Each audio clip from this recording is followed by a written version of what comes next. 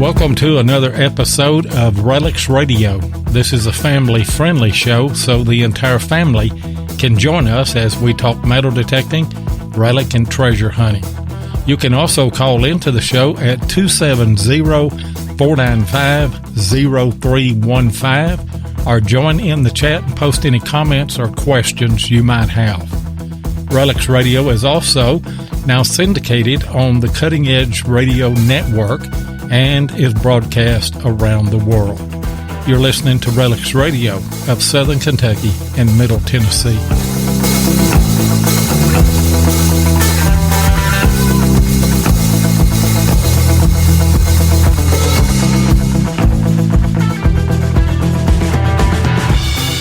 And you are listening to another live RELICS Radio coming to you out of Southern Kentucky here, a rainy, cold, rainy night. But I think most of the rough stuff is going to stay east of us, so I think we'll get the show in here tonight. A brand new decade, 2020. I can't imagine that.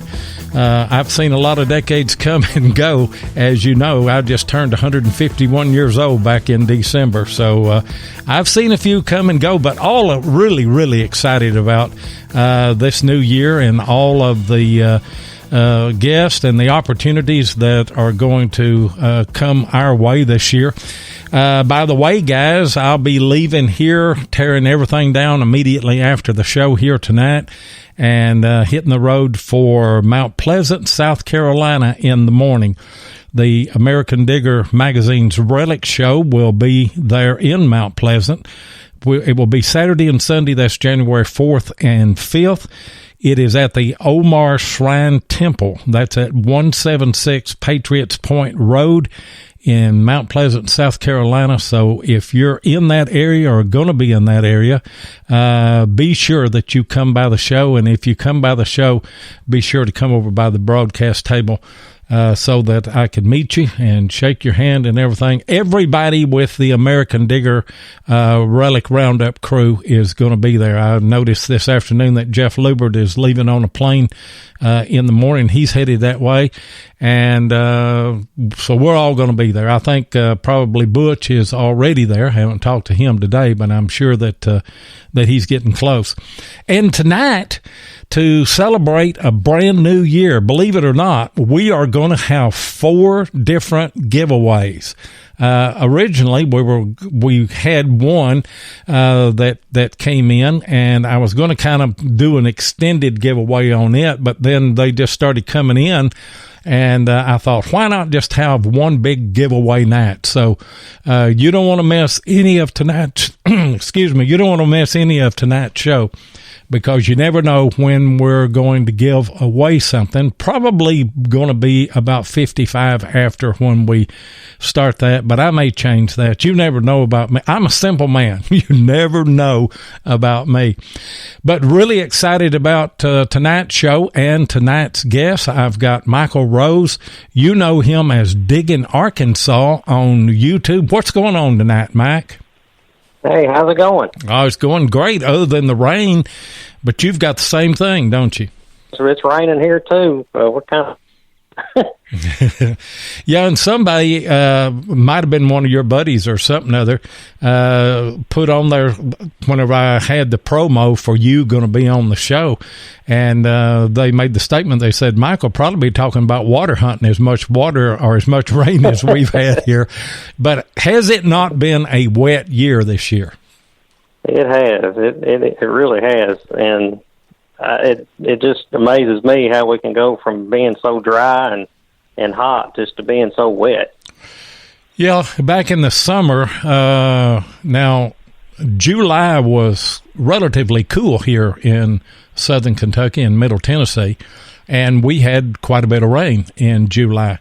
It was kind of uncommon, but then come August, I mean, it quit.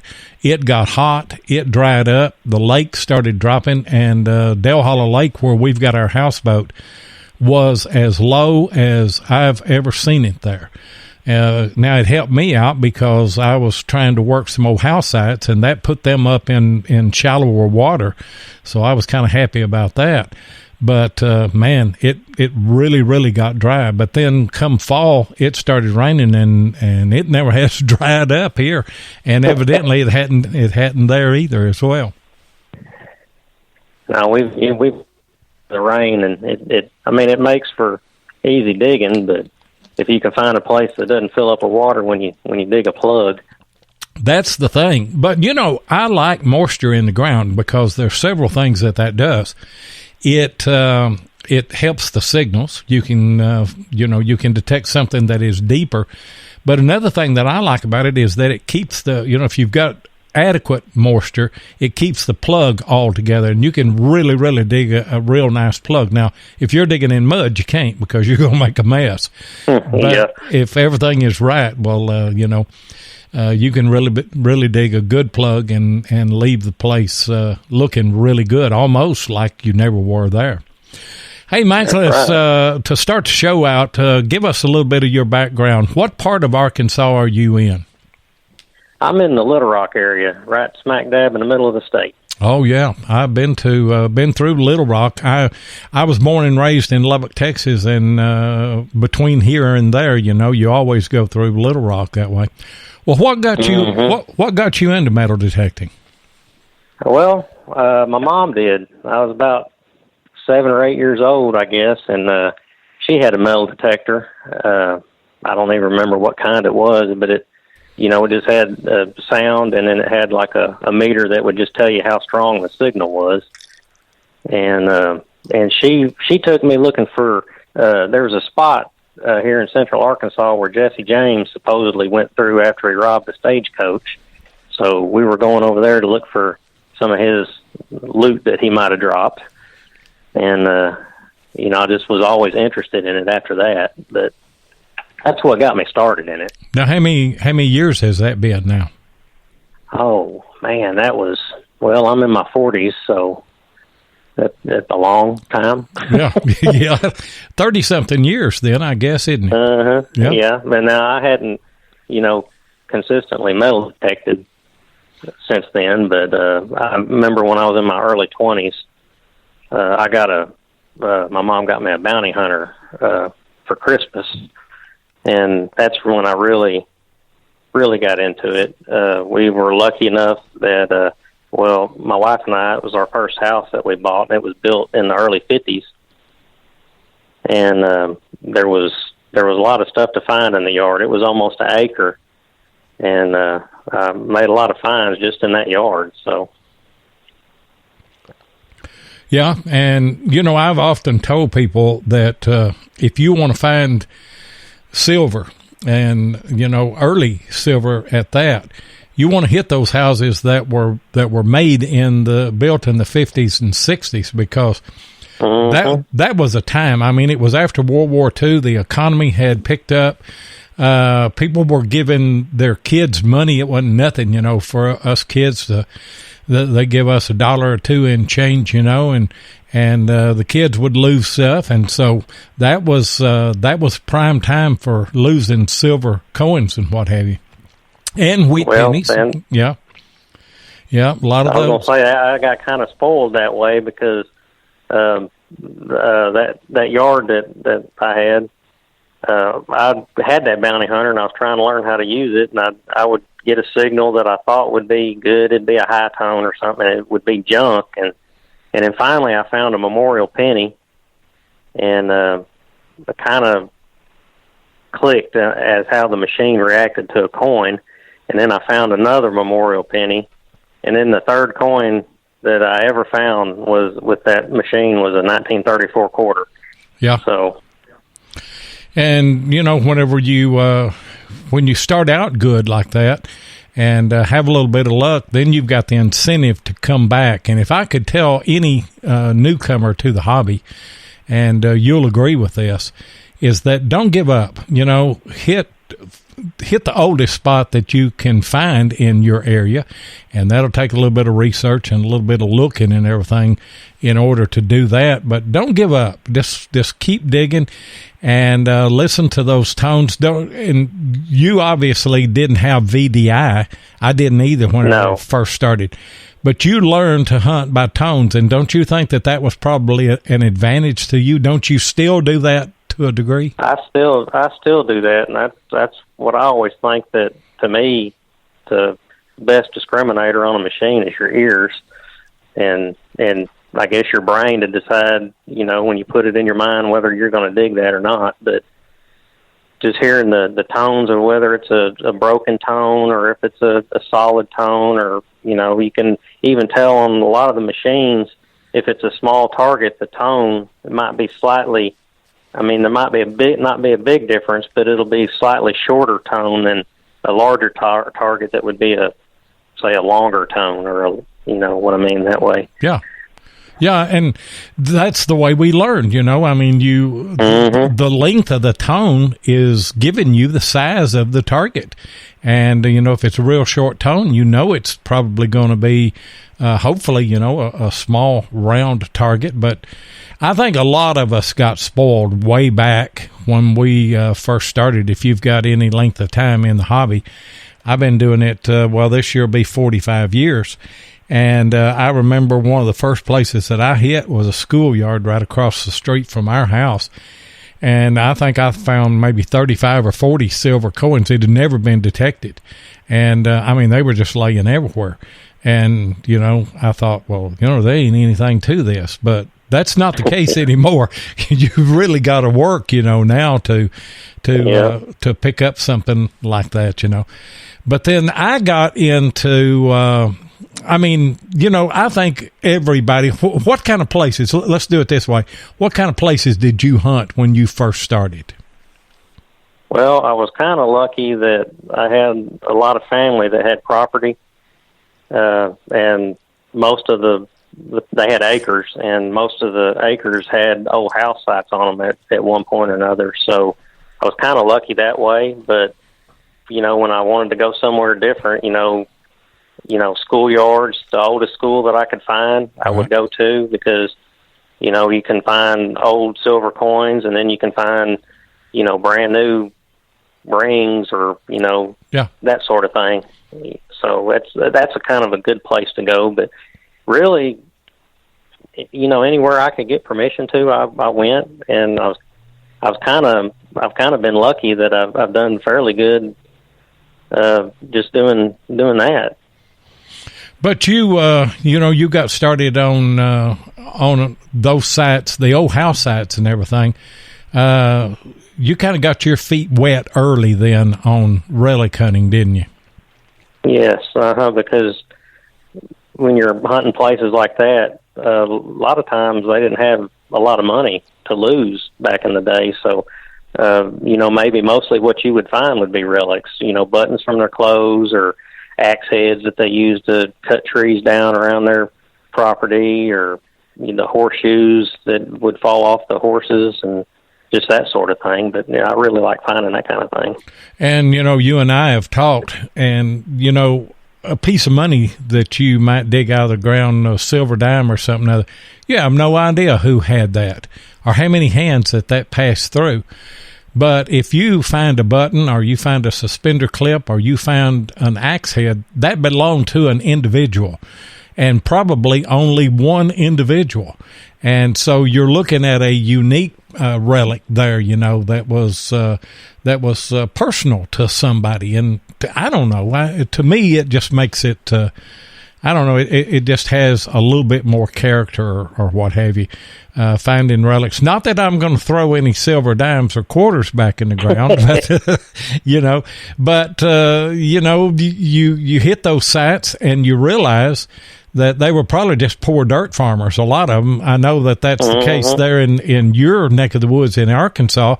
Same here in Kentucky. They didn't have money, and so they're not going to lose a whole lot of that. But they did have relics, and they did have buttons, and they had things that you could pull out. And every now and then on those old sites, you get an old piece of money, and when you do, it's a good one. It's an old one, yeah. So it's worth hunting. And so I always like to try to give some kind of tip to any newcomers that may listen to the show or something other. If you're hitting a site and all you're finding is old relics and everything, stay with it. You'll learn to love those relics, and you're probably going to find the oldest piece of money that you'll find. Hey, Mike, we need to run a commercial break, and we'll be right back. T-shirts are a perfect way to get your brand recognized, whether you're talking about a business, a club, a sports team, your YouTube channel, or whatever. But you may have asked, where can I get quality, affordable shirts on demand? Well, I'm glad you asked. RELICS Radio uses DetectTees.com for all of our T-shirts, long sleeve shirts, and hoodies. That's DetectTees.com. Ken and Mark Guthrie make quality shirts that last, they ship quick, and best of all, they're affordable. So if you need customized apparel, then go to DetectTees.com and be sure and tell them that RELICS Radio sent you. And by the way, we're going to be giving something away from Detect Tees at some point tonight. In fact, all of our sponsors are giving something away tonight. So stay tuned. I'm not going to tell you exactly when, but probably going to give a RELICS Radio T-shirt away tonight. Although Bill Marsh did send something to me on Facebook today. He took a RELICS Radio cooling towel and wrapped up those hand warmers and tied it around his AT Max to keep the batteries warm. And he said to keep the screen from going black and to keep the electronics working. I thought that was pretty neat, don't you, Mike? Yeah, that's a good idea. I've done that. I've put those in my gloves and hold them up against that, but never thought about, of course, I didn't have a cooling towel then. I guess I'd have had to have a handkerchief or something to make that work. But, yeah, hey, Bill, thanks for that tip. I may use that from you. Hey, Mike, how do you go about researching? That's something that that's a question I like to ask everybody, because don't you agree that the research that you do is going to translate into the things that you find? It absolutely will, and especially when your spots that you normally go have dried up and you need to find somewhere new. My favorite kind of places to find an old place would be just like a farm field. I like the old house places that the house isn't there anymore, and especially if it was tore down, before metal detectors. That way you know that it's not been hunted much. But if you go to, I use the USGS, the United States Geological Survey website, right? And they have a historical map section there, and you can go and it'll be laid out. It'll blow your state up, and you'll see all your counties in your state, and there'll be a region that would have like 3 or 4 counties in it. And if you bring up those maps, they'll have them, like my Arkansas will go back. I think the oldest one that I found is from like 1930, and it'll have dots where the houses and the buildings were on those old maps. So if you can get like Google Maps or something and take a screenshot with your phone, and then kind of take a screenshot of the same area on the USGS historical map, then I use a program called Superimpose that you can lay the new map on top of the old map and make a transparency. Then you can see the dots where the houses used to be in those fields, and that's turned out to be a pretty good tool.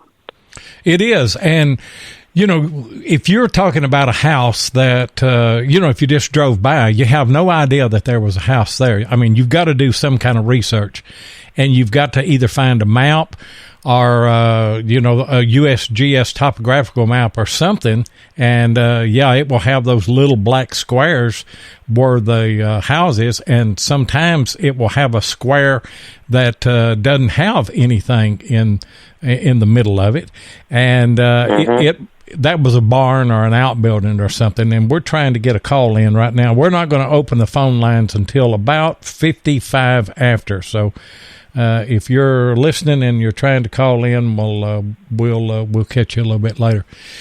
But anyway, overlaying those, and people do those in different ways. I'm using Maprica, where you can take a picture of that topographical map, and then you can bring it into the Maprica program, which was meant for snow skiers. It wasn't meant for metal detectorists, but Heath Jones and some others figured out a way to use that and shared that information.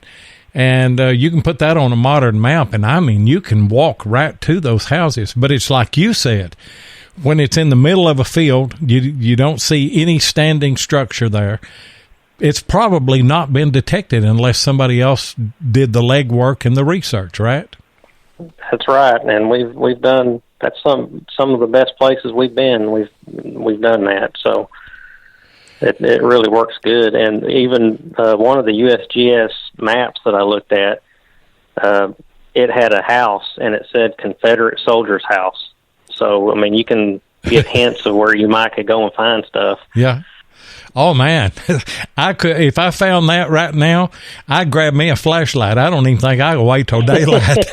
I'd go out there in the rain to hunt something like that. Now, how do you approach a site like that whenever you're just right out in the middle of a field? And, you know, it's very seldom that you're going to walk exactly up on it, but do you, I guess what I'm asking is, how do you set your detector up to understand where that house is at and where the debris field and everything is at? Well, you can't discriminate anything out when you're looking for the place, because you want to hear all those nails, and you'll know when you get into like where the house was torn down. You'll know, because I mean the nails will be everywhere, and sometimes it's a good idea to dig up to see that it is nails that you're hearing, but. And you can date those, because if you're digging up round nails, right, it's more modern. If you're digging up square nails, you're in a good spot. That's right. And two, another thing that I look for is a lot of back then they would the flowers. I can't remember daffodils. The daffodils. They're always around an old house place almost, and they still come up.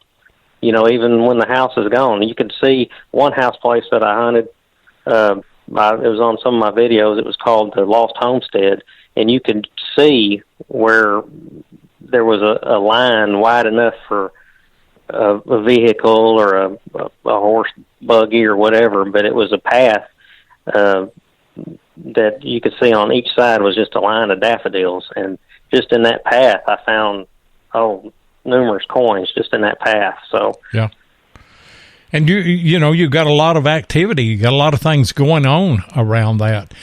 It would do us all well probably to invest in a drone, and and then in the spring when the daffodils come up, just fly that thing around and make a record of all the places that we see daffodils, and maybe just pinpoint those on the map, and then use the rest of the year to go back to them. And but it's not only daffodils; it's anything that's kind of out of the ordinary, a flower.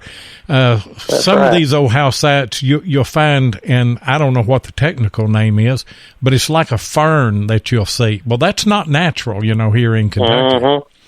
But you'll find those around the old house sites. Now, what kind of detector have you gone up to now? What are you using now? I use the Equinox 600 now. You like it? Oh yeah, I love it. It's been a real good machine for me. I've got that, and I've got the one I had before it. I have the Xterra 705. I really like that machine too. So you've been a Mind Lab guy for a while? Well, not really. Just like the past 2 years. Okay. I had after I kind of outgrew. Well, I guess 15 years after using that bounty hunter, I used it for a long, long time.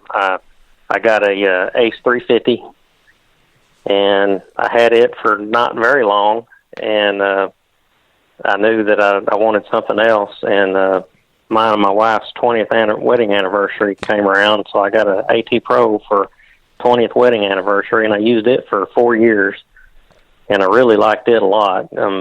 Like the sounds on it, like going over a coin or a button.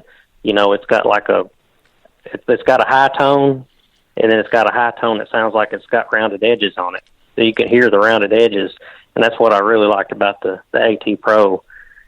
And then, you know, I always want to try something different. I got a T2, and then I've used the White's MX5, and then I got an AT Gold, and I didn't quite like it like I did the AT Pro because the audio's, you know, it's not the same. But I was the same way. I remember Tennessee Jeff. He had an AT Pro that was on the Fritz, and so he got a loaner, an AT Gold, to use until his AT Pro was fixed. And so I thought, you know, we may like this machine here. He turned that thing on. Of course, we run them wide open, you know, no discrimination at all. I didn't like the tone on the thing, not at all. It is completely different. And he first turned that on and started out across the ground, and we both looked at each other like we'd put something that tastes bad in our mouth, you know. we didn't like it at all. But now the AT Pro, am I right on this? It's 15 hertz, and then the AT Gold is like 17. Is that correct? The AT Gold is 18, and I'm thinking the AT Pro. Yeah, I think it's 15. If it's 14 or 15, I can't remember exactly. I think it's 15. So that's the difference in those two. But as far as scouting, and I've had the AT Pro, I've got two AT Pros right now. But I've had the CTX, I've had the E-Track, I've got a MindLab Equinox, and I've had all kind of detectors.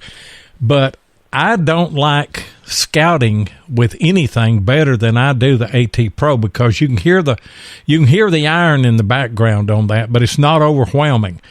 And that's one gripe that I've got against the Equinox. I don't like the way that it hears the iron debris field. Do you, as well as I did the AT Pro? No, because like you said, I guess it's just the way the sound is tuned to the speaker. It's easier to listen to and understand. I could take, if I wanted to go relic hunting, I could take the AT Pro out, and I could get, you know, I could hear the iron, and going by the iron and the numbers, I knew that it was a piece of iron. Sometimes you can take the Equinox out and try to find iron, and you can't find it. I know it. And that's the one gripe that I've got against it. And but you cannot beat the Equinox for separation. When you get in the iron and you go to working slow with that. Have you used the 6-inch coil on yours? I have. I've used it once. I've got it recently. And the reason I haven't used it more is because I've been going to some new sites, and I wanted to try to cover the area, right. You know, because we're still kind of finding where things are at some of these sites. So I wanted the big coil to cover more ground. And but I did, one of the last sites we went to, I did put the 6-inch coil on because I thought, well, maybe there's, you know, because we were hitting a lot of nails, and I ended up finding a seated Liberty Dime, 1887, in between some nails that I know I went over, and my digging partner, he went over too, and I know we just heard the nails until the 6-inch coil picked it out. Yep. And that's what I'm talking about, you know, as far as I was about ready to throw my Equinox away. After I got it and worked with it some. I just got disillusioned with it. And I've got a site that has, I guess it's got 1 million square nails in the place. It was an old house site, and it's on a Civil War camp.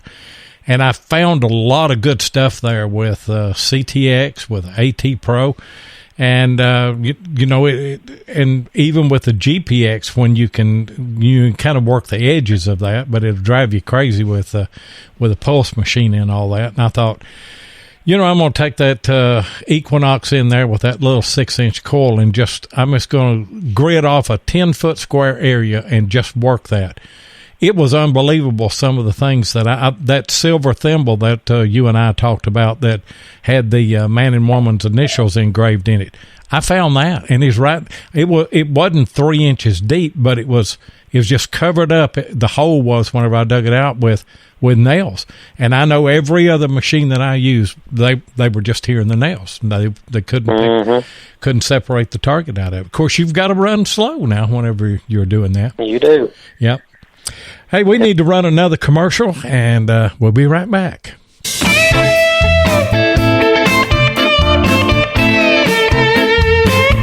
If you want to keep up with what's going on in the metal detecting world, then you need to be a subscriber to American Digger Magazine. Butch and Anita Holcomb are the publishers of the magazine and have won awards for 3 straight years for being the best digger magazine on the market. American Digger Magazine is available in both print and digital formats, so no matter where you live in the world, you can enjoy the latest happenings in the hobby. You can get in touch with American Digger Magazine by going to americandigger.com or give them a call at 770-362-8671. And be sure and tell them that you heard it on RELICS Radio. And once again, all of us at American Digger are going to be at the Mount Pleasant Relic Show, the American Digger Magazine's Relic Show there in Mount Pleasant, South Carolina. We'll be there Saturday and Sunday and be doing some live shows from there as well. Mike, were you going to add something to that, talking about the Equinox?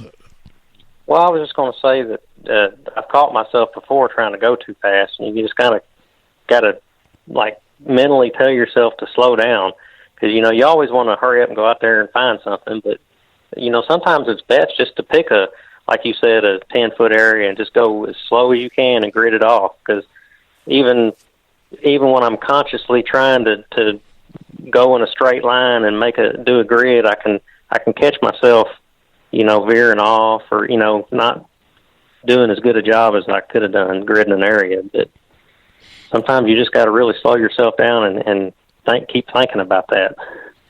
Yeah, because, even a fast machine, you've got to give it time to work. And a lot of times I will grid one going maybe north and south and then east and west. And if it's a hot spot and I'm finding a lot of stuff in there and there's a lot of nails, I'll even diagonal some of those. I mean, I've been hunting one or two sites that I'm hunting right now and finding stuff. I've been hunting those for 5 years. And so those signals have done a pretty good job of hiding. And you think you're done, but you're not, if you've got a machine that can separate like that. Now, what do you like to run in? Do you like to run in park or field, or how do you set yours up? I like Park 1, but I run it in the all metal, hit the horseshoe button. Right. Because I want to hear everything. But I like the Park 1 because, according, just reading through the manual, that it runs its multi-frequency is more leaning towards the low frequency end, which is better for higher conductors like your brass and your old copper and silver. So my theory is that, I'm going to find that a little deeper than I would in Park 2, which they say it leans more on the higher frequencies, which would be better for the mid-tones and the low tones. But I like multi. I've tried using single frequencies, but to me it just seems the multi it makes everything more stable, not like the EMI stability, but it makes your signals more stable and they're more accurate. Because I found good signals in multi, and then I would flip through each frequency, and the numbers would widely vary between frequencies. So I found multi just seems to everything's more consistent. Well, I mean, that's the strength of that machine, is that it's a multi-frequency machine. And why wouldn't you use that? Now, what are you running? What are you running your recovery speed on in that with the Equinox? Well, I run when I'm in a big area, and I want to try to run it because the 600 it only goes 1, 2, and 3. Right. 3 I think is equivalent to to recovery speed 6 on the 800, but 3 when I'm in a real trashy area, I like running it in 3. If I'm in a big open area and I'm able to work the detector a little slower, I run it down to recovery speed 2. And you can really tell the difference because a smaller target sounds a little bigger when the recovery speed is slower. Yeah. I don't know if that makes sense or not, but it kind of does. So don't hear something and think to yourself, well, that sounds bigger than a coin, because it will sound different with a slower recovery speed. Yeah. Well, it's just it's not locking on and releasing as fast as it does. I've got a 600 too, but I run my recovery speed almost all the time in 2, and I just like 2, and I'm not running it. I'm not swinging hard enough that I really need to go to 3. And my reasoning on that is that the higher you go on that, the more depth that you lose. And so I don't want to run in 1, and I think that running it in 2 is pretty good compromise there. But it is a cleanup machine. I mean, it will pull targets out of nails like nothing else that I've used. Now, I'm anxious to see what this Simplex is going to do, especially when they make a smaller coil for that. I'm impressed with that machine. I've used one twice, just a little bit, and I'm impressed with what I see out of that. But I'd like to see it with a smaller coil, and I'd like to see them go head to head in some of these really, really trashy areas, like where our Equinoxes are shining right now. Yeah, I'm really tempted with the price of them to get one of them, but I'm having so much luck right now with the Equinox. I'm going to kind of wait until my luck runs out on that. But speaking of that, I kind of had I kind of got a theory about that, because I've gone through a lot of machines, and every machine I think, oh man, this machine's great and it's better than this one. But I kind of been thinking that it's more along the lines that I don't know what the machine, how it reacts to targets. So I think I dig more targets up, and I end up finding more because I'm digging stuff that I think I wonder what that is. So I think that's more along those lines. You're digging more targets up. Not so much the machine. Right. I thought the same thing, because when you change machines, you're changing tones. It's going to sound a little bit different. And I think this is a bad habit that we get into. Like if you use an AT Pro, then you know what this sounds like and you know what this sounds like, and that's all you're listening for. And I remember, and silver on an AT Pro should ring up in the 80s, 81, 82, 83, something like that. Yeah. And I was hunting a Colonial site, and I had the little bitty, I had the 5x8 coil on. And I was in a spot that had a lot of nails in it, which they're running anywhere from, the low 20s to the upper 20s. And I was hearing them, and I had a beep that was coming in about 34, 35. And I had been using another machine there, and just brought the AT Pro in with that 5x8 to see.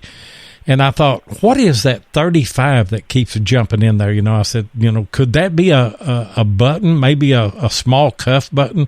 Because a larger flat button is going to be somewhere around 50, 55, 56. And so I hear this 35, and I dig down. It's a piece of cut silver in amongst all the nails. Now, whenever I get it out of the ground, it's an 80, 81. But in there with the nails, and the thing was about 6 inches deep, it's a 35. So I think you're onto something. I think when we get a new machine, we don't know what a target. I mean, we know a good clear tone that's right. Probably going to be something. But it's those iffy. We're digging more iffy signals, aren't we?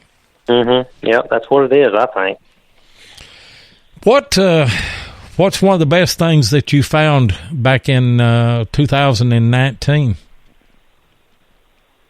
I did a lot of coin hunting this year. I didn't get to do, of course, hunting at the old house places. I did find a few buttons, but, they're just be like a Great Seal button or something like that. But I think one of the best things that I found this year was hunting old school, and I found it was from the 50s or 60s, but it was an FHA ring. It was almost like a class ring. Yeah. But it was for the future homemakers of America, and it's silver, and it was a pretty good size ring. And I think that was the coolest thing that I found. And in the same schoolyard, I found a ring that kind of creeped me out. It had children going around it, but they were like rag dolls, and it was just kind of eerie. Like Children of the Corn or something, wasn't it? Yeah, something like that. I just thought that was the creepiest looking ring. But I found both of those at the same old school. Yeah. And, the old schoolhouses are, they're a source of a lot of stuff, because especially if they're really old, because, you can find old money there.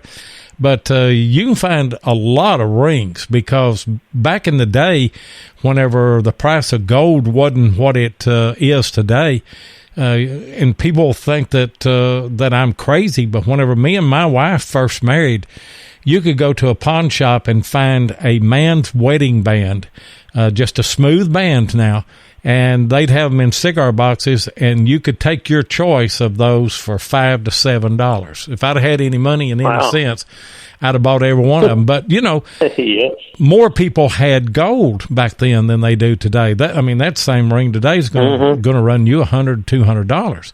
And maybe everybody's not going to get that. But, schoolyards, people that may not have had a lot of money back then may have still had a gold ring. So, it's just kind of limitless what you're going to find there. What is the best find that you've ever found in all of your career? I know that's a hard question. It's, I think probably one of my best finds, I guess, would be I've got a Confederate lined A button. Wow. And that's I was told that was kind of rare to find here in Arkansas. And then another thing that I think is one of my best finds, and it wouldn't seem like much to other people, I found this square, probably a 2.5 or 3 inch by 2.5 or 3 inch square brass item, and it had slots going across it. And it took me a little while to figure out what that was, but my cousin saw it on the Antique Roadshow. He said, "You know what that is?" And I said, "No." And he said, "Look up Civil War bleeder box."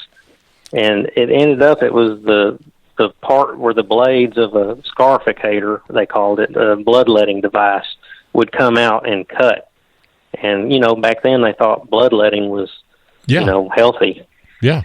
And I think that's one of the neatest things that I found. Was at the same camp that I found the lined A button, and just holding that and knowing that had soldiers' blood on it. And yeah, just knowing just knowing the history of that. Yeah. Kind of gruesome, but, if we stop and think about it, everything associated with the Civil War was kind of gruesome, because people fighting and killing one another. But, man, that was a great find. Absolutely. Yeah, it was just kind of shocking. Yeah. And I've heard Tennessee Jeff talk about, I think he found a piece of something that had to do with bloodletting. But I can't remember what it was. But, man, that'd be an amazing find right there, because that's something you just don't find every day. Now, a bullet, That's right. If you're hunting a Civil War camp, you're probably going to find a bullet, and you're going to find a button. Maybe not a lined A, but, you're going to find some buttons. But something like that, my goodness, that is a great find. What would you say is on your bucket list right now that you want to find? Well, number one would be a CSA belt plate. Isn't it on everybody's? Yeah. Yeah, that's the thing that I probably won't ever find. But I'd like to find a breastplate, or a cannonball, or a artillery shell. As far as coins go, I'd like to find a gold coin, or maybe like a flying. I've never found a flying eagle cent. I've only got one. Yeah.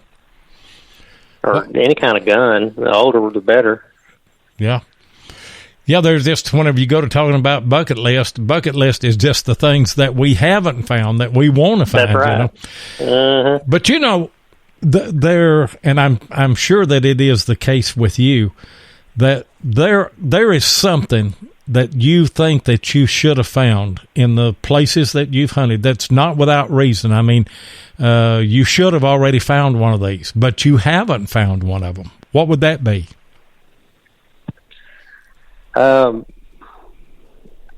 think that one of these, the camp where I found the lined A button and the bloodletting piece, I never found a bullet there. I take it back. I found a musket ball, and my mom found an Enfield, and that's the only two bullets we found there.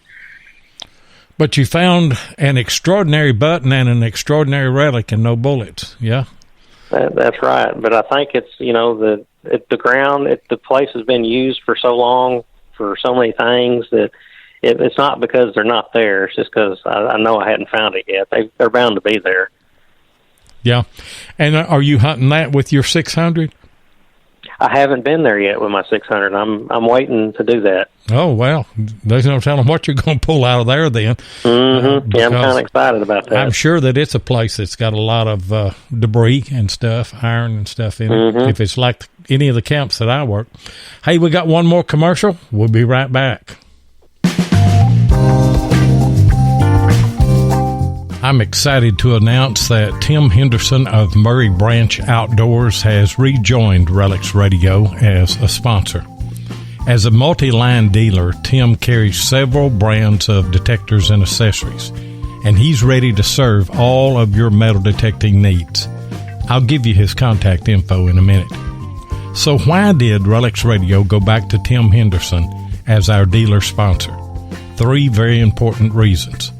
First, I often hunt with Tim, so I know firsthand that he uses what he sells, and he prides himself with great customer service and support.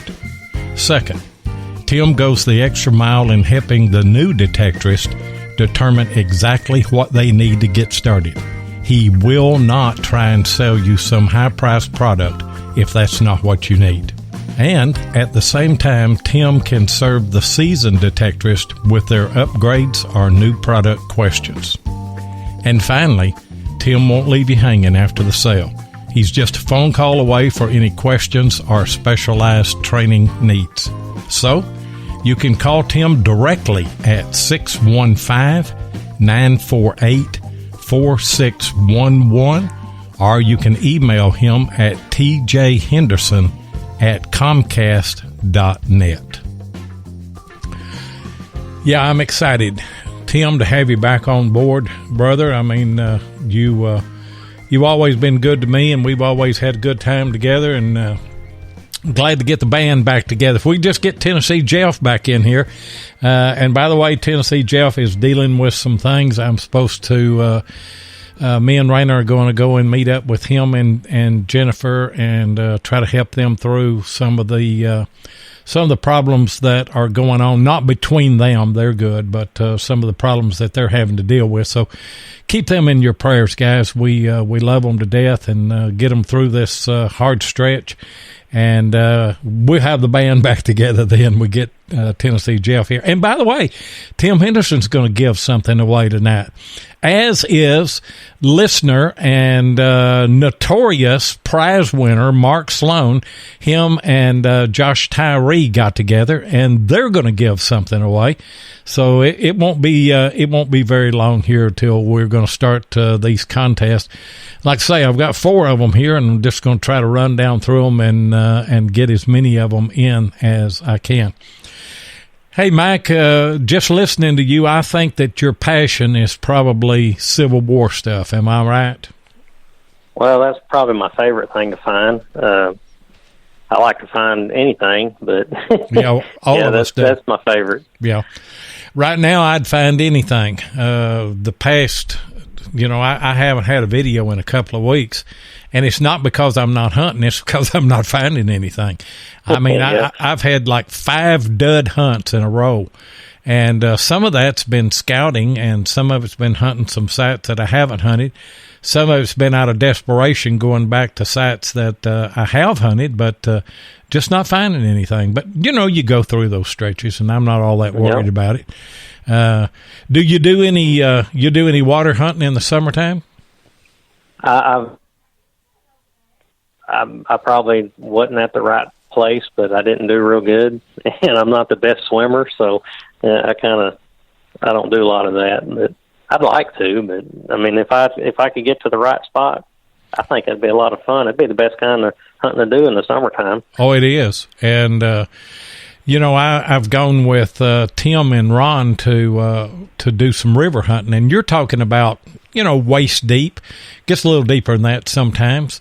But you can do that without scuba equipment or anything. Now we used hookah in the rivers there, but now you can hunt these creeks without anything.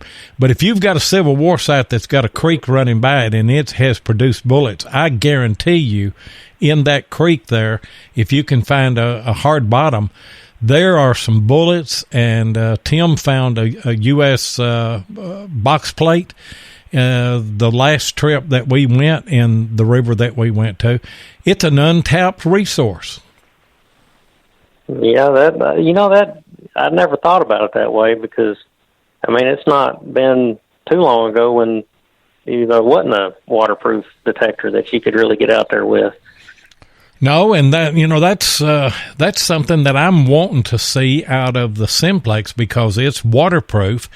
And I'm wanting to see how it works. Now, we're using either AT Pro or the Equinox is waterproof. And a lot of Steve Zulik is using his Equinox. Of course, it goes down to like 10 foot. Now, he's using Excalibur 2 whenever he goes deeper than that. But, there's all kind of technology now that gives us an opportunity to hunt places that we never could before.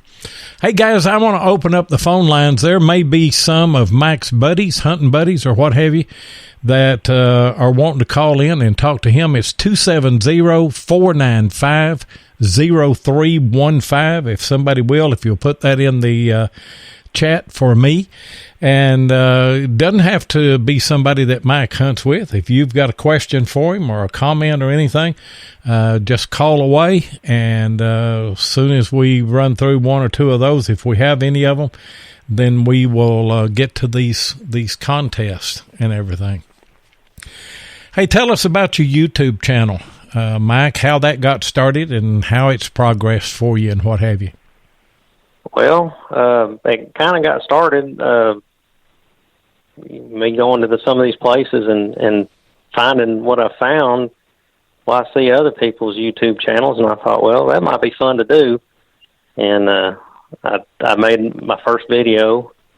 Of course, it wasn't real good. I mean, I don't know that any of them are real good, but the first one was pretty bad, I'd say.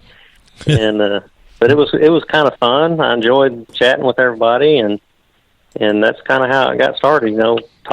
Commenting back and forth with people, and that's why I kept on doing it. Yeah, we've got a call in. The last 4 numbers are 6642. Who have we got? This is a Coin Spill Bill in Maumelle, Arkansas. Hey, Bill. Hey, Mike. Buddy. How's it going? All right. How are you doing? I'm enjoying your show.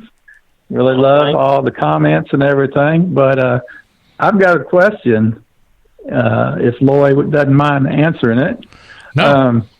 Here in Arkansas, it seems like all the Civil War battlefields, even skirmishes, are metal detecting is prohibited. So how do you go about doing the research to get close enough to where a Civil War activity was to have some luck finding it? Well, that's a good question, and it's the same here in our area too. The major battle sites are all protected, but there was so much activity outside of the major battle site unless the government has bought up just tons and tons of land around them. And so what we generally do is we just try to get in contact with the owners of land that are around those, and it's just getting out in the field and just walking. I mean, I wish that there was an easier way that you could say it, but and you can read the official records and you can look at diaries and things like that, and you can get a few hints. But nothing really beats just, looking at a battle site and saying, where would they have come in? And most of the time you're going to have a creek or a river that's going to be around that, and they were going to stay pretty close to that. You're going to want to get on maybe some high ground and stuff. And it's just trial and error and a lot of hard work. The one camp that I've been talking about that in my area here, it wasn't a battle. They call it the Battle of Tompkinsville, but it was really just a skirmish because it only lasted maybe an hour. And the Confederates routed the 9th Pennsylvania Union Cavalry in shorthand there. But, looking at that, I knew a general area. The old-timers would talk about where it was at. The history of the county kind of said a few things where it was, and I went to those places. I got permission. I hunted for a solid year and a half before I found my first bullet. Whenever I found my first bullet, then I kept going in that direction, and then eventually got right in the middle of the camp. And, and it's all private land, privately owned. And it's just a matter of talking to the landowners and telling them, if you want the relics, you can have them. I just want to find them and document it and what have you. But, it's hard work. But there is so much still left out there that are around these battle sites that are still accessible, to people that want to metal detect. Okay. Well, I appreciate that. And I just want to say Mike is one of my metal detecting buddies, and what I really like about him is he gets more excited when one of a fellow detectors finds something than when he does. And so he's been like that from when I first met him, and that's what I like about him. Yeah, and that's what's so fun about it. That is what's so fun about it is everybody finding. Hey, Bill, how long you been hunting with Mike? About 2.5 years. I think we met in July of 2017. 2.5 years. Well, y'all have got a pretty good relationship going then there, and probably hunted a lot of territory and everything. Have you got a good story to tell on him? Well, his name, Bill. Oh, you're talking about my name? Either one of you. I just want a story. I don't care who tells it on who. Well, if you want to, I'll tell. Go with Bill. Okay. Go ahead. Yeah, I'll tell the story then. So, I had found 3 or 4 spills, like 18, 19. I think I found 21 quarters one time in a sand volleyball court. But my family and I went to Washington, D.C. about 1.5 years ago on vacation. I didn't even have my metal detector with me. And we're going down the sidewalk, and right in front of the Trump Hotel, the sidewalk was just covered in pennies. And we looked around, and there was nobody around. So I started getting down on the sidewalk, picking them up, and got over 100 pennies. And so I actually got 3 wheat pennies in that. And so when I got back, I was telling Mike about it. He goes, man, you can find a corn spill anywhere. You can go on vacation without your detector and just find one on the sidewalk. He said, I'm going to start calling you Coin Spill Bill. So it sort of stuck. That's where you got the name, yeah. Yeah, Trump just, right. When he cleans out his pocket, if it's a penny, he just throws it out the window, and you picked them all up. I must have. So anyway, Mike came up with that. So. Hey, next time you're up there, Bill, make sure that you go to those fountains, because people just throw all kind of money in those fountains. You You'll load up at those. Yeah, probably so. And then me and Mike will take up a collection here on the show, and we'll come up there and bail you out. Okay, yeah, you'll probably need to. But anyway, really enjoying your show and your videos. Oh, thank you so much. Really appreciate it. And thank you so much for the call. And I believe you've got you a winner as a partner. I know I do. He's a good guy. Yeah. Well, thanks for the call, Bill. We appreciate it. All right. Thank you. Thank you, Bill. Bye-bye. Now, Mike, he's gone, so you can tell a story on him if you want to. Well, I don't really have any stories to tell on him, but that is a good story because I'm telling you, coins find him. A spill, if there's a spill anywhere, I think it goes to where he is. Yeah. Some people are just that way. It's better to be lucky than it is good. He's probably both, though. Probably lucky and good. Hey, what do you say we get into some giveaways here? We got 4 of them, and we're at the top of the hour. And sounds like fun. Yep, we're gonna have to start here somewhere. I tell you what, let's do. Let's start with Tim Henderson. Now, what Tim Henderson is going to give away? It is a barber quarter that he has made into a ring. And I tell you what, guys, if you have never seen any of Tim's rings, you're in for a treat. They are fantastic. And he said since he's back on the show here with us that he wants to give that away. And so I tell you what I'm going to do. First caller that comes in, you're going to get a ring made from a barber quarter, and it will be sized to your size. You can just get in contact with Tim and let him know. So call 270-495-0315. First caller gets a barber quarter. So phone lines are open. Don't everybody call. Can I hang up and call in? That sounds like a good prize. Yeah. Scott Hansen has called in. What's going on, Scott? Hey, man, did I win? You won. You sure did. Oh, that's awesome. Yeah. Congratulations. Yeah. And thank you. got another call. Got 2 more calls coming in. You guys got to hang up right now because we've already got a winner. Scott Hansen is the winner. I'll take another call here in just a minute. Keep us on speed dial. Keep us on speed dial because we got 3 more here. That's how I win. Yep. Hey, Scott, what you need to do is, are you friends with Tim Henderson on Facebook? Yeah, I believe I am. Okay, just message him, or he will message you. He's on here. Y'all can do things in the chat there if you want to. Both of you are in the chat, and tell him what your size is and everything. This is going to be a beautiful ring. Barber Cohen was a beautiful Cohen. Yeah, I've seen his work, and it's really nice. So yeah. I'm tickled pink to have that. Well, thank you so much. Yeah. Appreciate you calling in. Appreciate the support on the show and everything. And you get in touch with him, and he's going to get you that ring, okay? Absolutely. Thanks, guys. Okay. Thanks, Scott. Talk to you later. Yep. Okay.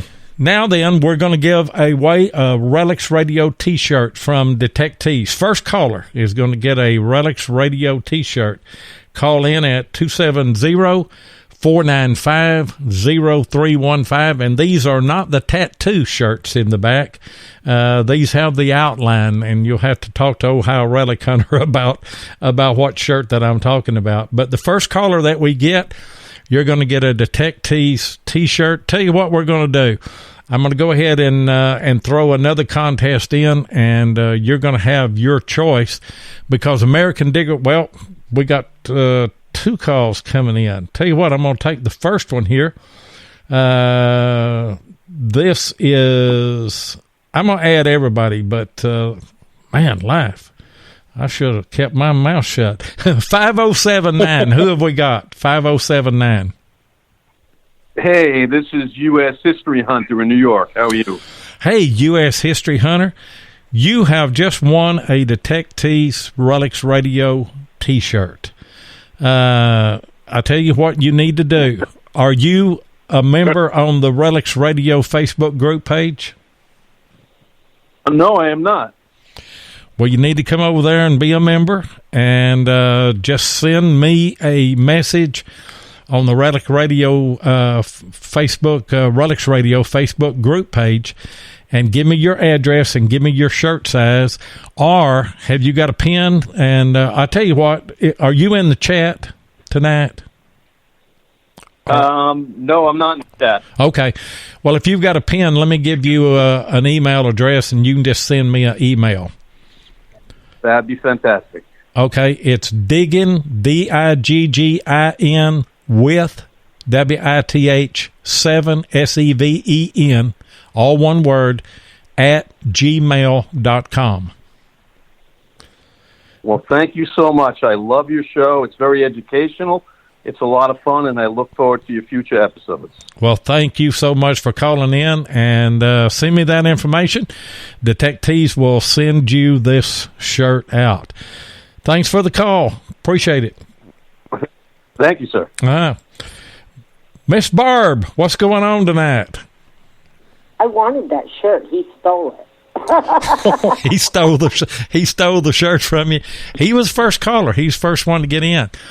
I tell you what we've got, though. I don't know if you can use them or not. And we got another call coming in. And this one's going to be a little bit different.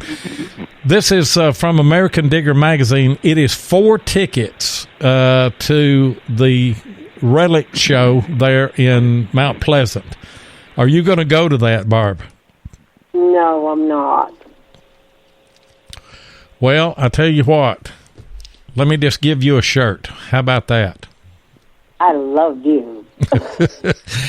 Yeah, I'll make arrangements with Ken and them, and I'll get you a T-shirt. Send me your size and everything, and your address and all of that, and I'll get that over to Ken and them, and you'll have a RELICS Radio T-shirt. You'll be up there with Bill Marsh and all of them.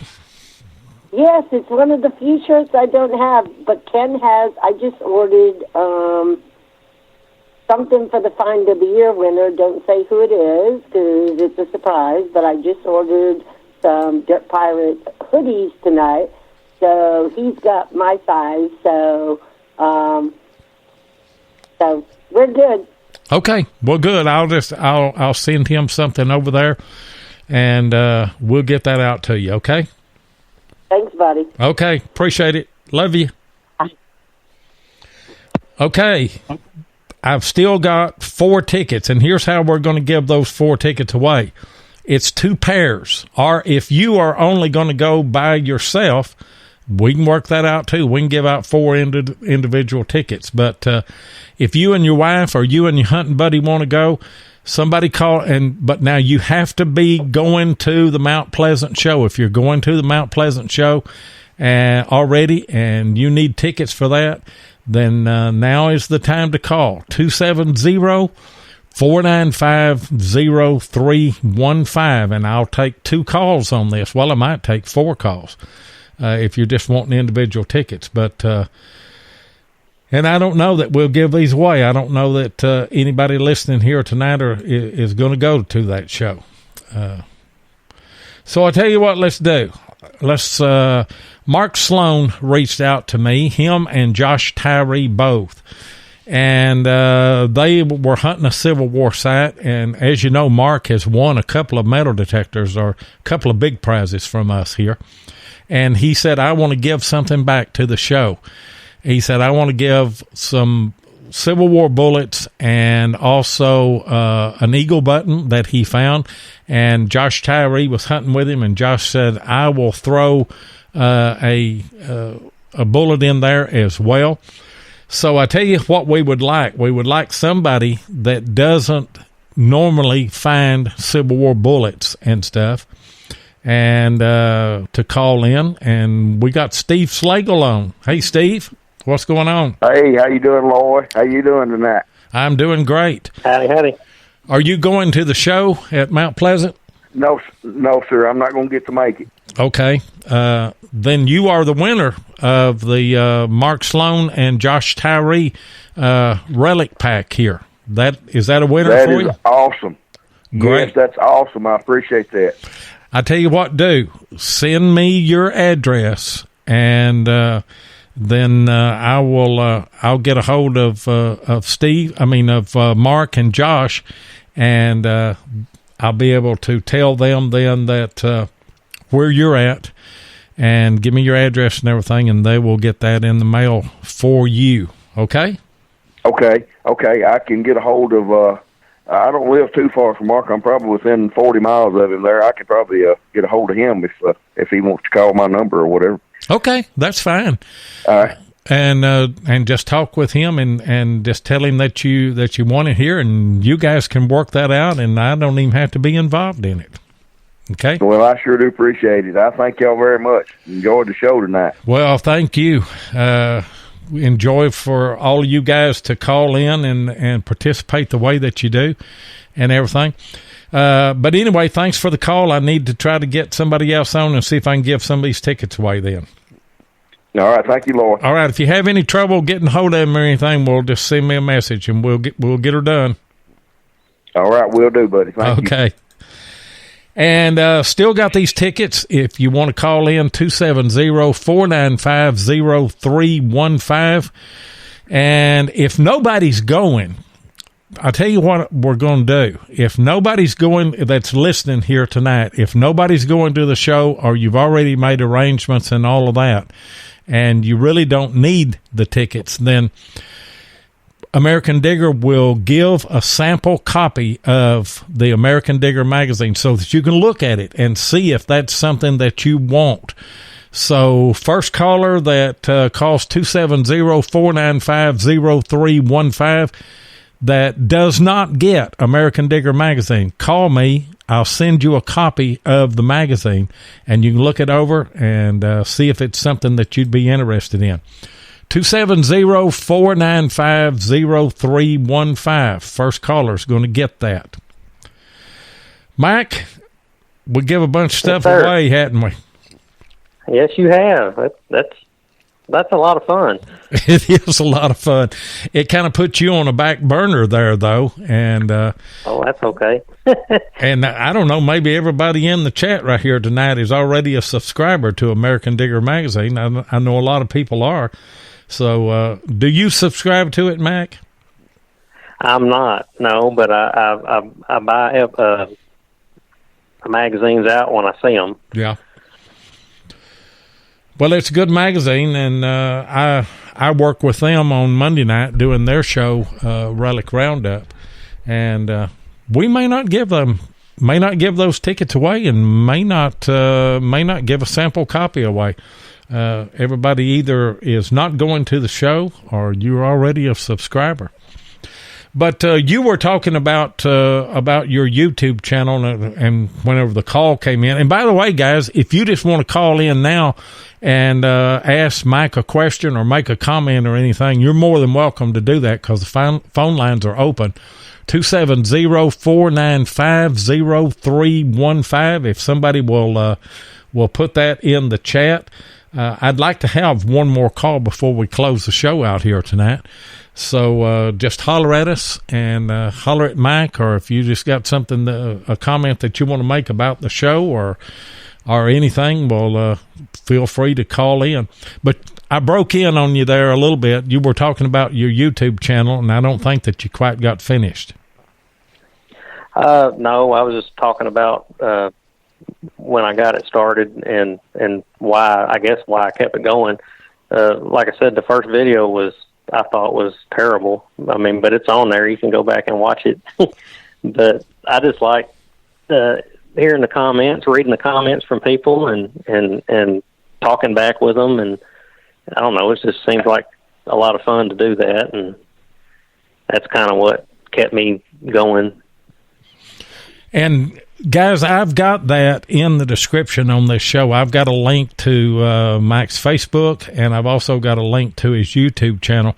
He does some good videos. He's like all of us. He has learned the process over time, and they have progressively got better. We all had some duds at the first, and you kind of cringe when you go back and look at those first ones. I believe the first one that I did, I had my phone up vertical instead of horizontal. I mean, it was terrible.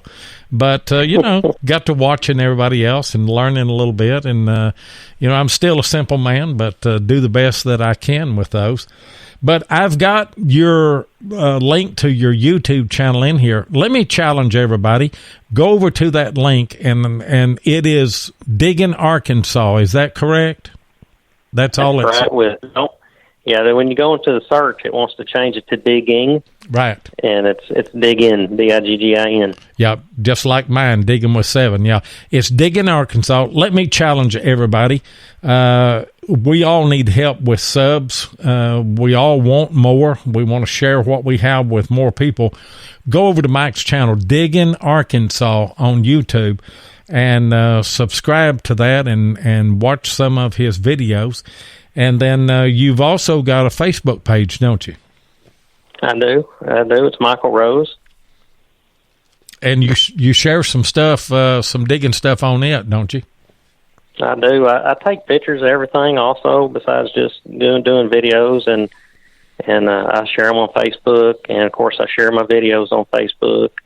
And also I share pictures on Instagram. I like doing that a lot. That's a lot of fun, so...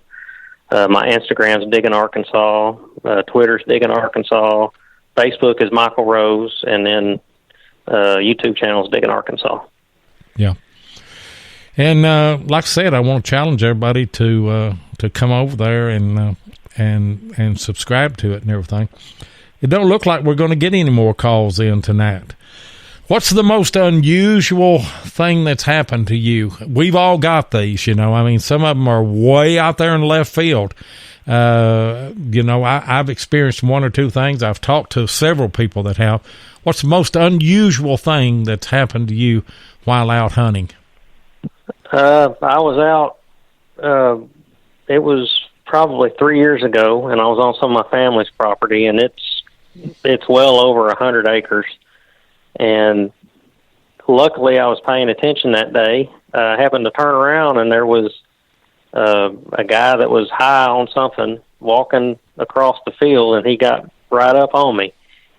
And then when I saw him, he acted like he didn't know where he was, and of course I knew he was probably headed over. There was a barn in that field, and I knew he was probably heading over there to see what was in that barn. But I finally ended up having to run him off.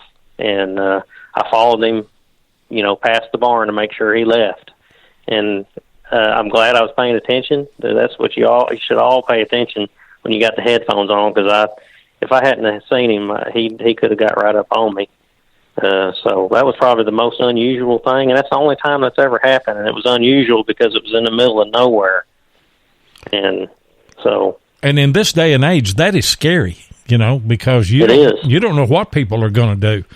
And that's right. And you get in a zone, you're hunting, you're listening to the signals, you're not paying any attention to everything, and then somebody come up and pop you in the back of the head and rob you or take your equipment or whatever, Wow, scary thing there.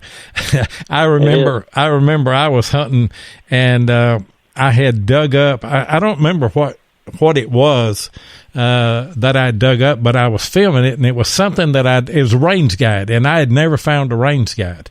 And so I was filming this range guide and had my phone horizontal like I should have it, and I'm filming it and I'm talking about it. I said, I got a range guide in this hole, and this is the first one that I've ever found. And I caught something out of the corner of my eye, and I looked over, and there was a dog right in my face, and I said, I got a dadgum dog, and he's trying to lick me. Well, actually, he's trying to look and see what's in the hole, you know. And so I kind of pushed him a little bit, and I got the camera back down in the hole. Well, here he come and just nosed right in. And I said, get out of here, dog. When I came in that afternoon, my grandson was here, and I told him, I said, you'll get a kick out of this, Reese. And I played the clip for him, and it says, I got a dadgum dog. And then I said, get out of here, dog. And he went to mocking me, and I filmed him doing that, and I included that in the video where I would say, I got a dadgum dog, and he'd say, I got a dadgum dog. And I said, get out of here, dog. And he would just roar and laughing, and it is a special moment. Denny Morrison is on the line. What's going on tonight, Denny? I'm cracking up. That's a good story. You can go back and see that in one of my videos. It's probably a couple of years ago, but in 2018, it was one of my favorite clips, and I put that in there as one of my favorite clips. Hey, I got a question for Mike, or maybe even you, Loy. You ever find a crack pipe in a field? I did. How about you, Mike? You ever find a crack pipe? I've not found a crack pipe, but I think I found a marijuana pipe. Well, that'd be the same thing. Mine's glass. Was yours? No, it was brass. It was brass. Yeah, mine's glass. And when I found that, I went, it was at a one-room schoolhouse. I thought, what in the heck is this thing? And I put it on the Facebook, and actually my niece's husband, who's a state patrolman, he knew right away what it was, because dumb old me, I'm just a hick from Ohio, and I had no idea what it was. I had an idea what it was, but it wasn't that. And so, yeah, it was a crack pipe. I went, that's cool. I got one now for this legal weed we got coming out. Yeah, I can smoke my own now. I'm reading the chat here, and Scott Hansen put something in. I'm not going to repeat it on the air, but go over to the chat and look at what Scott Hansen put in. The last comment that Scott made here, talking about the crack pipe and everything. But I'm not going to say anything on the air. And somebody said I dropped it. Oh, thanks a lot, Rick. I tell you what, a lot of strange things could happen. Hey, Mike, me and Tim Henderson and Ron Reed and Tennessee Jeff went to a permission that Ron and Tim had, and it was a big old field, and it had a bunch of heifers in it. Had one bull, and we got out there, and wasn't no problem. I mean, we pulled the car right out, our trucks right out there in the middle of the field, and you know, heifers just milling around, the bull just milling around, no problem at all. And as we started getting our equipment out and everything, well, Jeff made the mistake, and the bull kind of walked over that way, and Jeff pointed his detector at him, and he said, now, don't you do nothing stupid. Man, that bull went to snorting, bowed down, and put his head down to the ground, went to pawing and snorting, and took off after Jeff. We was all running for our lives, and I was watching Jeff. Of course, me and Ron, we ran through a fence and got on the other side and put the wire back up, and I looked, and Jeff got to a barbed wire fence. Of course, he's like me. He's not athletic enough to jump a barbed wire fence on the run. He got there and he throwed that GPX on the other side and set in trying to climb. And just so happened that the bull hit a slick spot and fell down back there. But he was still coming. Oh, man, it was hilarious. Yep. I had that happen one time at DIV at Brandy Rock, actually. I was up there hunting at Button Hill, they call it. And I'm down there digging button after button in a hole, and something kept hitting me in the head. I wasn't paying any attention. I looked up, and a cow was right there, and all the guys were standing around me just cracking up. You had a dadgum cow. That was your deal. I had a dadgum dog. You had a dadgum cow. Maybe we got a song here, Loy. Could be a good country song as well. I bet Bush could dream up one. Yeah, probably could. I may mention it to him this weekend. Yep. Yep. Good program, you guys. And thanks a lot, Lloyd. Hey, thanks. Talk to y'all later. Thanst, Denny. Thanks for the call. Have a night. Yep. You got anything to add tonight, Mike? Well, just, to all the people that are new to the hobby, just stay with it. You can't quit. That's kind of the dig deep and stay dirty that I always say. It's kind of got more than one meaning besides the digging the deep and getting dirty doing it. You know, you kind of got to keep after it and keep your hands dirty and keep looking. Yeah. Well said, because if this was easy, everybody would do it. But you eventually get a system. You learn how to find sites. You learn what your machine sounds like. And there's nothing, guys, that beats. If you've got a brand new machine, dig everything that repeats. And if you've got numbers there, or if you're listening with your ears, listen to those tones and try to guess what it is. Play a game with yourself and just keep digging those things. And I guarantee you will eventually learn that detector. And when you do, that's when you start having success. That's whenever you start. Now, if you hit a site that's never been detected, there's a good chance that you're going to find something, 2 or 3 inches in the ground. I found eagle buttons just under the surface. I don't know how they got there, but just under the surface. But if a place been hunted, you're going to have to hunt it a little bit harder. But just stay with it. Keep that coil on the ground. What's the worst mistake that you think newcomers make as far as swinging? Well, swinging too fast and not swinging level. Right. You gotta keep it scraping the ground. Never let it. Always keep it touching the top of the grass, or as low as you can get it, because an inch or half an inch could make the difference of you hearing the signal or not. And we've all seen these people that do, like a pendulum clock. They swing, and their coil is on the ground for maybe 3 or 4 inches. The rest of the time, it's 2 or 3 inches off. Then it goes to 5. Then it goes to 10. Then it goes to 12. You might as well, if you're going to swing like that, you might as well just stick your coil on the ground and just walk straight, because that's about all that you're accomplishing. Go slow, keep it low, and dig deep and stay dirty. That's the thing. That's right. Yeah. And you go to these spots that everybody says is hunted out. Well, if you just kind of change tactics up, most people, when they go to a site, they're high tones. That's the first thing they're going to go looking for. Well, if you're looking for old coins, a nickel or even a gold coin, that's not a high tone. So look for the tones that, other people passed up. And I've heard other hunters, too, talking about, they'd hear a tone, even if it was a high tone, that's too shallow to be old. Well, I've literally found standing Liberty Quarter with being able to take my finger and just brush the dirt off the ground, and it was that shallow. So, don't pass up the shallow ones and listen for the mid-tones. Yeah. Well said. Well said. And again, folks, I want to challenge you to go over to Mike's YouTube channel and do him a favor, do me a favor. Go over there and subscribe to his channel and support him, and watch what he does on Facebook. And Mike, best of luck to you. Appreciate you being a guest here tonight. You were a great guest. Thank you. It was an honor. Yeah. And best of luck in 2020. Hope this is your best detecting year. Hope that you get everything that's on your bucket list. Hope you find everything that you think you should have found and haven't found. And I just hope that you have a great 2020. Well, I appreciate it. Same to you. Okay. And same goes to everybody here tonight. Appreciate you being here.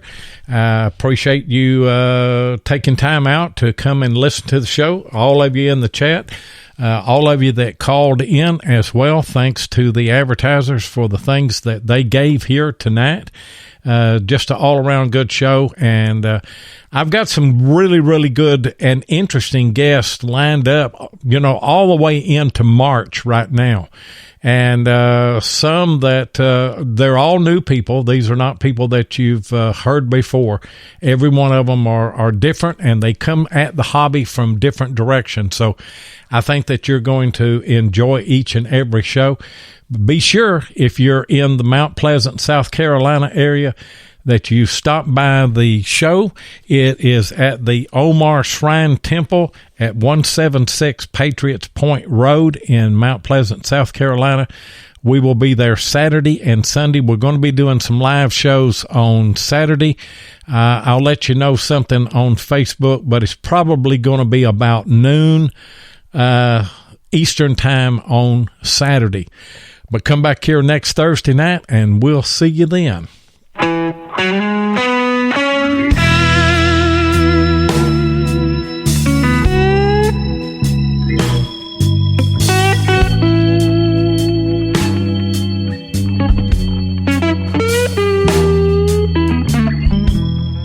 Thank you so much for joining us tonight on RELICS Radio.